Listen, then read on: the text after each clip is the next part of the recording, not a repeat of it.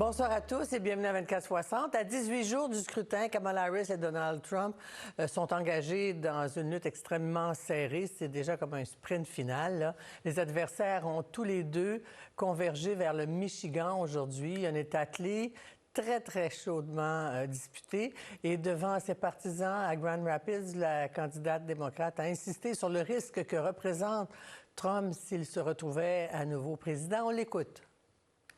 He who has vowed he would be a dictator on day one.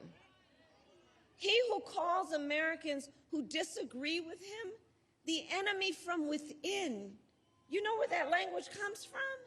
Someone who suggests we should terminate the Constitution of the United States should never again have the privilege of standing behind the seal of the President of the United States. Never again.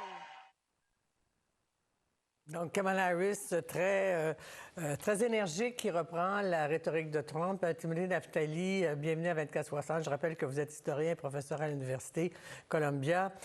Timothy, c'est d'actualité depuis quelques jours, surtout. Plusieurs reprennent cette rhétorique de Trump, l'analyse et la comparent même à Hitler. Madame Harris, d'abord, parlons de sa campagne. Ça bouge pas dans les... On ne peut pas parier qu'elle puisse remporter, là, ou que Trump va remporter tellement c'est serré. Mais ce ton-là, qu'est-ce que vous pensez de sa campagne jusqu'à maintenant? Est-ce qu'elle a fait ce qu'il fallait? Ouais, premièrement, le ton est dangereux. On a parlé du ton après l'attentat contre M. Trump. C'est très important de ne pas utiliser des paroles qui donnent l'impression que c'est OK, que c'est d'accord, de penser que les gens qui vous opposent sont des traîtres, sont des ennemis, sont des vermins. Vermins, ça veut dire qu'ils sont des animaux qu'il faut détruire. Alors, c'est vraiment... c'est pas décevant parce qu'on sait bien Trump, mais c'est très dangereux qu'ils utilisent maintenant, à la fin de la campagne, et ils utilisent des paroles qui vont pousser ces militants.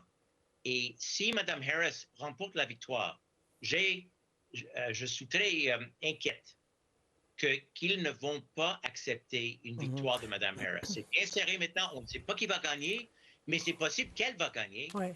Et M. Trump, maintenant, se prépare pour la violence politique après les élections. Alors, ce que vous dites, c'est son ton à lui qui est dangereux, pas celui de Mme Harris, là. Oui, les démocrates ont changé leur ton après l'attentat, le premier attentat contre lui, parce qu'ils voyaient, on ne veut pas être responsable pour les fous qui font des choses criminelles. D'accord. Alors, ils ont changé un petit peu, mais Trump, lui-même, il a changé, comme on sait bien, il a changé un petit peu pour 2 semaines. Et durant la convention, il a repris cette rhétorique dangereuse. On a fait un petit montage de certaines de ses déclarations qui soutiennent cette comparaison entre le discours fasciste et celui de Trump. On écoute. The threat from outside forces is far less sinister, dangerous, and grave than the threat from within. We will root out the communists, Marxists, fascists, and the radical left thugs that live like vermin within the confines of our country. They're not humans. They're not humans. They're animals. On day one, we will terminate every open borders policy of the Biden administration and begin the largest domestic deportation operation in American history.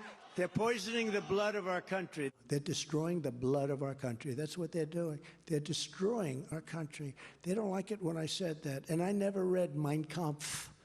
They said, oh, Hitler said that. Timothy, réaction.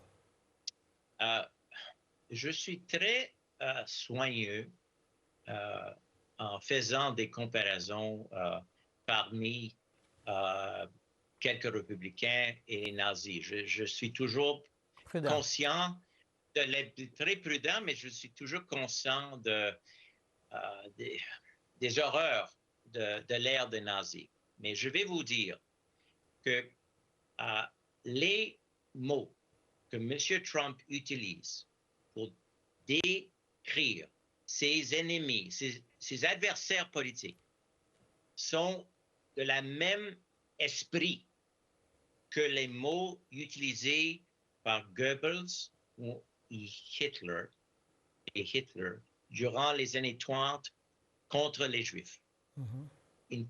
C'est que ces gens et même sont les des communistes. Et même les communistes. les communistes, c'est la même. Ils emprisonnaient. C'est très important pour les gens de comprendre que dans un climat normal politique, on doit se lutter sur les politiques, sur les questions culturelles, familiales, sociales, mais il fallait que à la fin, on est préparé à dire on a gagné ou on a perdu. Il y a toujours notre lutte, il y a toujours notre réaction. Mais si vous décrivez vos adversaires comme les vermins et les ennemis, ça veut dire qu'ils doivent être détruits. Et ce n'est pas l'esprit de notre démocratie, pas du tout. Mais ça crée une peur. Et malgré tout, puis la question a été posée à Kamala Harris sur Fox News, à savoir s'il y a près de 50 des électeurs sur les sondages qui sont prêts à l'appuyer, alors que vous dites qu'il est si terrible. Comment ça se fait? Ça veut dire que les Américains sont comme ça? Puis elle a dit non, non, non, c'est pas ça que je veux dire. Elle dit au contraire, elle voulait pas, elle n'est pas tombée dans le piège, en fait.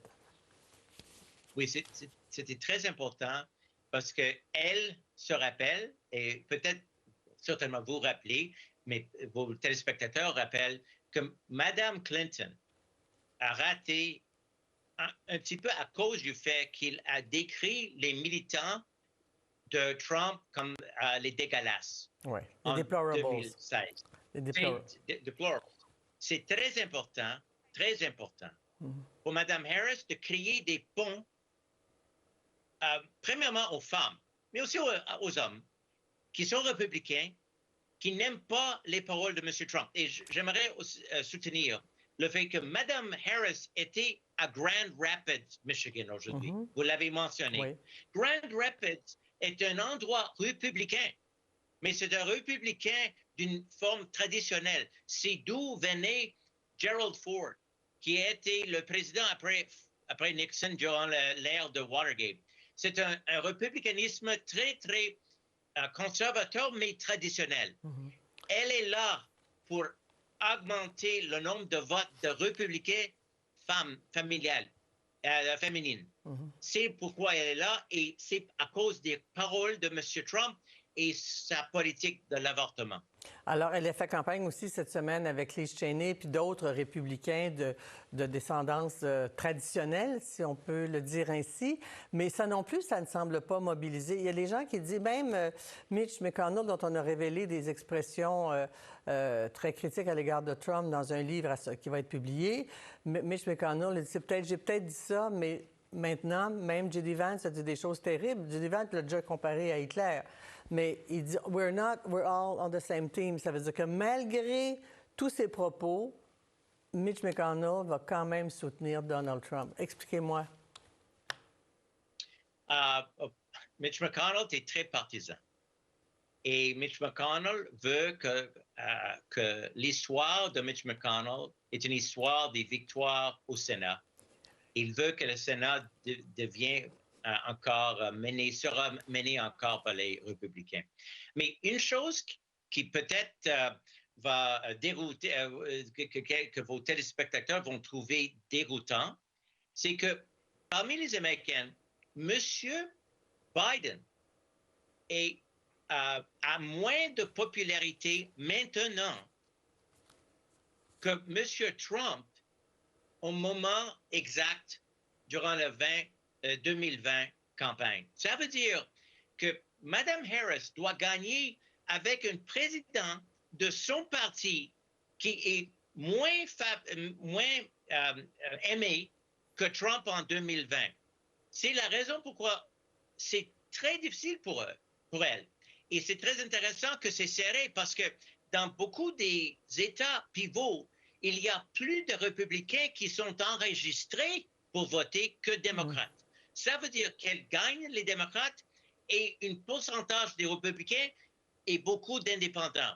C'est pas facile pour un démocrate de gagner en 2024 à cause des changements économiques et la manque de mémoire parmi beaucoup d'Américains de l'ère de Trump. Ils ont perdu, ils ont oublié le chaos des années de Trump. Alors, dans le sprint, ça va être dans les États clés. Hier, il y avait un dîner pour les catholiques là, avec l'archevêque.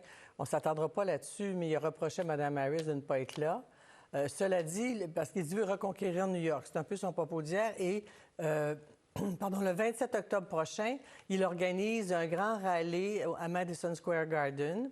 Et plusieurs analystes, vous me direz si vous êtes d'accord avec cette idée-là, font un lien avec une réunion du 20 février 1939 au Madison Square Garden.